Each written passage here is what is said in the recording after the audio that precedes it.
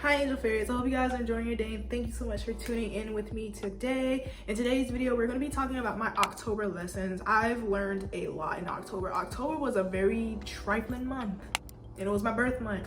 So how can you be that trifling? But it was such a great month at the same time because there was a lot of things that I learned about myself because it was basically the month of a new beginning for me because everything was ending that month because I was ending my perfection year, my 11th house perfection year. So I'm going through my 12th house perfection year. Even my ancestors and guides was like, everything that you've been through for the past year, you're finna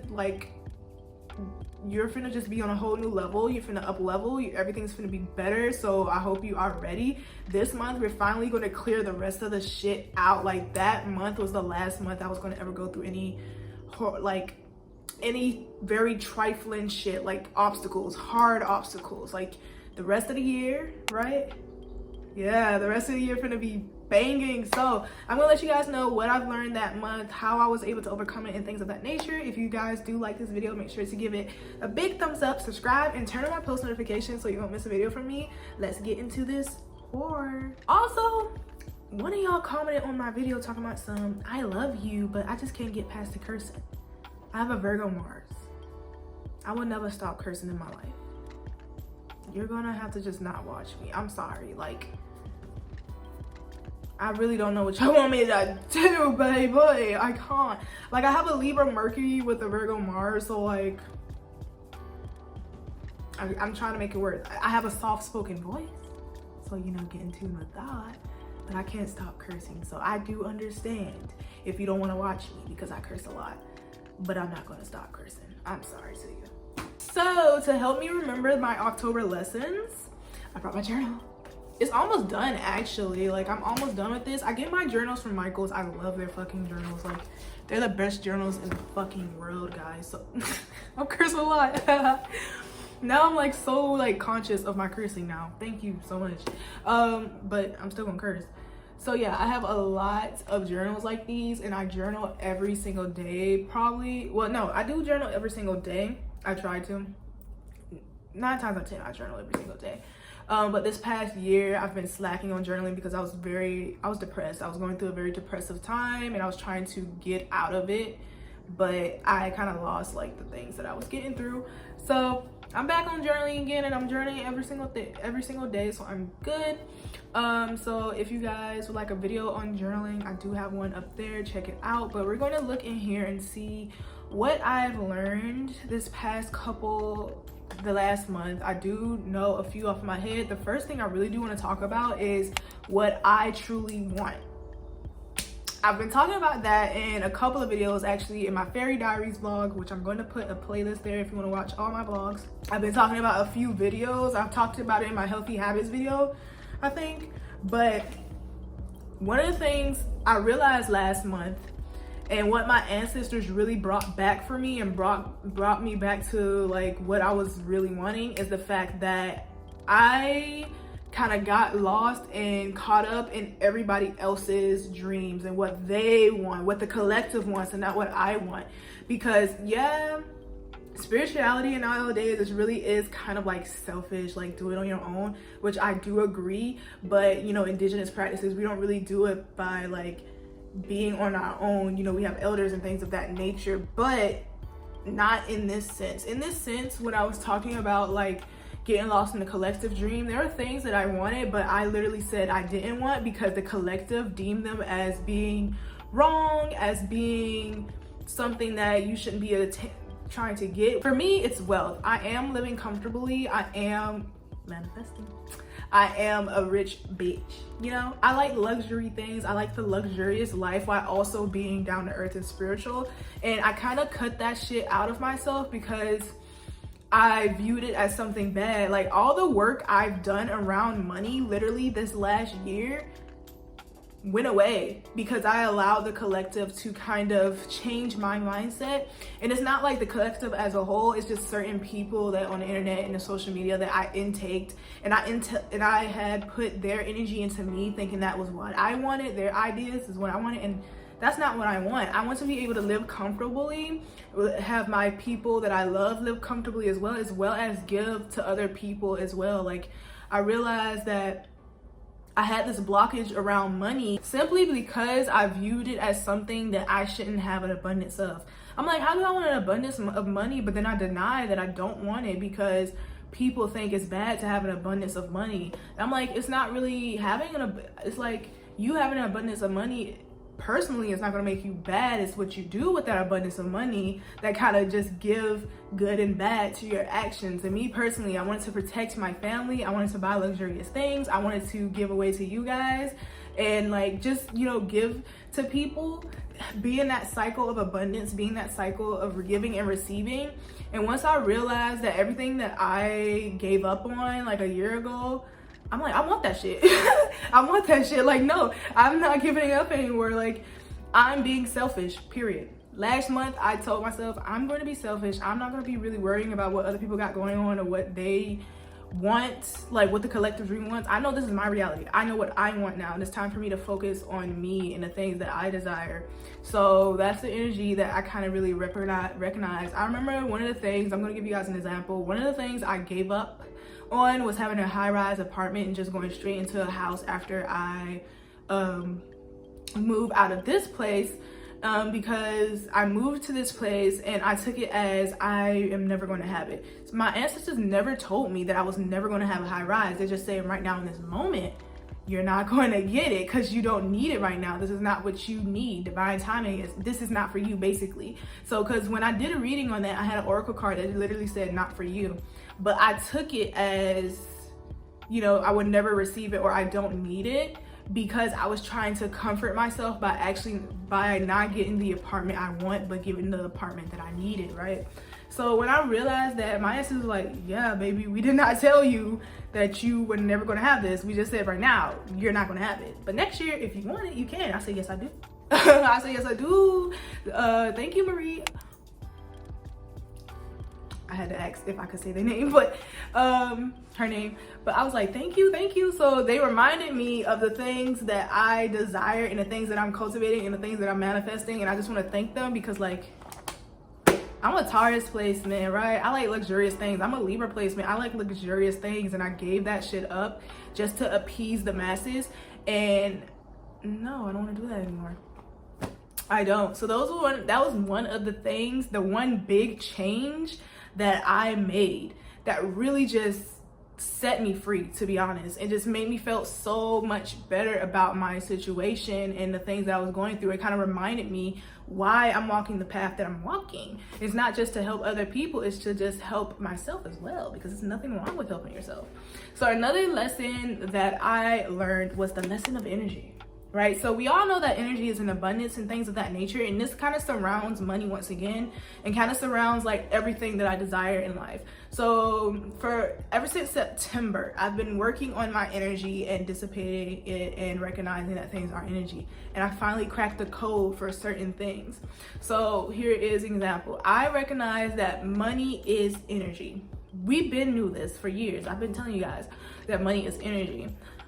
But I didn't really embody the energy that I thought I was embodying with money.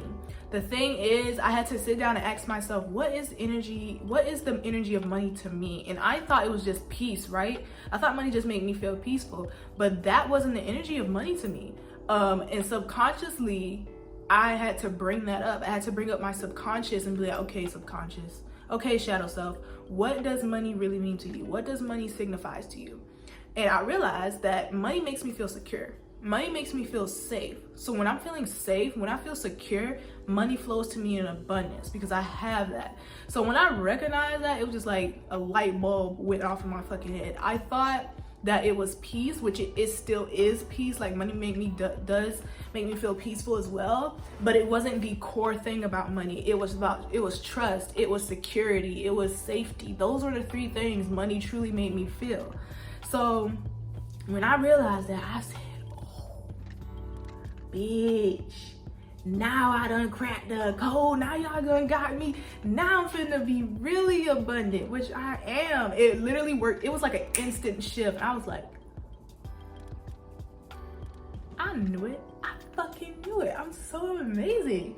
So when I realized that, it was just such a revelation. And it's just not with money, it's about love. It's how I view myself, like beautifully. Like I've been saying positive affirmations, which I'm going to be talking about next. And it just been embodying and instilling in me who I am and how much I truly love myself, which I'm going to bring to the next topic is positive affirmations and how they truly work for me. The next lesson I really learned was like affirmations work, and I knew they work, but this past year I've been like believing in them, they work, but then I just stop. And lately I've been saying affirmations not just for the material, but really just only for energy. And the way that I say this is I love myself dearly, I am safe and secure. So when I do manifest things now, I don't manifest the material, I manifest the energy of it. I manifest how it makes me feel. I manifest how it looks to me. Like it's not about material anything, the material world for me anymore. It's about energy. That's literally all I care about in this moment. So especially when it comes to positive affirmations and how I view myself, I did have some body image issues this year, but now I'm in love with myself. If I can fuck myself, which I do on a daily basis from time to time, I tear that shit up. So like I've been saying these affirmations. The one that I've been saying the most that really helps me with self-love, self-respect, seeing myself as a beautiful being that I am is I love myself dearly. I am so in love with myself. I love all that I do and everything that I do. I'm so grateful for myself. Like these affirmations just help me feel so much better internally. That way I can express it to other people. And it just feels so good to constantly tell yourself, I love myself. And when you constantly do it and reprogram your mind, you just really feel the love that you have for yourself. And I just be smiling for no reason now. My rings keep falling off, so I just be smiling for no reason now. I just be really happy for no reason. And that's one of the things I really want to get towards, to just being happy for the sake of being happy, and not because something outside of me made me happy. No, I'm just happy because my inner world is showing that. Another thing that I've learned last month is how building that I can't give in to my fears and my self-doubt just because my environment isn't showing it. So one thing I would do to manifest my desires is believe it for a little bit, and then when it doesn't happen when I want it to, I just give up. Like it's not like giving up, but I just like be like, oh, I hate this, and then it'll happen, and then I'm like, oh, that's great, and then the cycle repeats. And I told myself, okay, I don't want to do that anymore. That's one, that's exhausting. Two, that this is not sustainable. Three, I need to stop worrying about time. I need to stop worrying about being impatient. You know, I just need to trust. I just need to trust that everything's going to be fine, no matter how my environment is saying that it's not. I just need to trust in my ancestors. I just need to trust in myself. I need to trust in my higher self. I just need to trust in the universe to let things happen the way they should be. And once I recognized that and kind of instilled that and made that such a rule in my life, things have just been flowing to me effortlessly, easily, and abundantly. Like, no matter what happens in my outside world, I'm like, I'm gonna be good. I'm gonna be fine no matter what. And my ancestors and myself proven time and time again that I'm gonna be fine. So one thing I'm really tapping into is the lesson of continuously being consistent no matter what happens. Because we can be consistent for a few days, but can you be consistent for a month? Can you be consistent for a year? That's the energy I'm going into, and that's what I'm trying to embody. And I recognize that I can easily believe that things will go wrong, but what would happen if I just believe that things are going to go right? If I just choose to effortlessly believe that things are going to go wrong, then they are. So what if I'm going to put that energy towards everything going right? What if I put that energy towards things being the best that they can be? Then the things will be the best that they can be. So when I realized that as well, it was like a switch. It was like a whole new beginning last month, and I was just so ready to get shit done that it was just super freaking great. Another thing that it's not like a lesson, but it's something that I'm getting back into is scripting. I used to script a lot at the beginning of my journey, and it worked so clearly. It worked so quick, and I was like, wow. And I kind of slacked because one, like I said, I'm an artist. Like in a couple of videos back, I'm an artist, so my hands hurt really easily. So I don't like to write a lot of times. I rather use my hands for like creating something or packaging orders. But I've been back into scripting, and I realized how great scripting is, how powerful scripting is once more. Like, usually to manifest for the things for the day, I just be like, I'm so happy and grateful for this, or thank you ancestors for blessing me with this. Do 3 manifestations and call it a day. But when I script and when I get into the energy of knowing that this is already here for me and I have nothing to worry about, it's just so much better than just writing down 3 manifestations and calling it a fucking day. So I highly recommend, if you are trying to manifest and trying a different way, the way that you're doing, you just want something different, I highly recommend scripting, and I may create an entire video. If you give this video a thumbs up, let me know. I'll create an entire video around scripting. But yeah, I just definitely been into that lately, and it's so much better than just writing down 3 manifestations, so I highly recommend that. So another thing I've been doing since October is a certain format on how I journal now. So the first thing I do is write to my Ori, and I tell my Ori all these beautiful, wonderful things. The next thing that I do is positive affirmations. I'll either write 3 down, or I just write 3 affirmations down, whatever I need to really call in for the day, whatever energy I need to call in for the day, I write it down. So if I'm feeling anxiety and fear, I'll be like, I am so happy and grateful that I'm at peace, that I am grounded and I'm calm. If I'm feeling like I'm ugly, which I'll say, I'm so happy and grateful that I'm such a beautiful being. I love myself dearly. If I'm feeling like I need a little boost when it comes to productivity and discipline, same thing, same way. I am so happy and grateful that I'm productive and disciplined. So doing that really kind of helps me manifest my desires a little bit quicker. It also kind of reminds me and reprogram my mind to continuously be the being that I want. So yeah, I think that's pretty much it for what I've learned, or just like a few things I've learned for October. October was a very cleansing, new beginning, hard month for me, and I know it was definitely needed, just like the past 12 months was definitely needed. I'm just super excited for November, and what it is currently bringing me is bringing me a lot. I'm really tapping into this energy of staying in the present moment, not looking towards the future or looking towards the past for, clarification or confirmation, and looking towards the future to be prepared for shit. Like, I'm just right here in this moment, enjoying it, being immersed in it, and I hope you guys are too. So yeah, if you do end up enjoying this video, make sure to give it a big thumbs up, subscribe, and turn on my post notifications so you won't miss a video from me. Make sure to stop by my shop if you want to see Black women as supernatural ethereal beings, and my Patreon if you want more exclusive spiritual content like weekly tarot energy readings, which I put one up for this week. You guys should watch.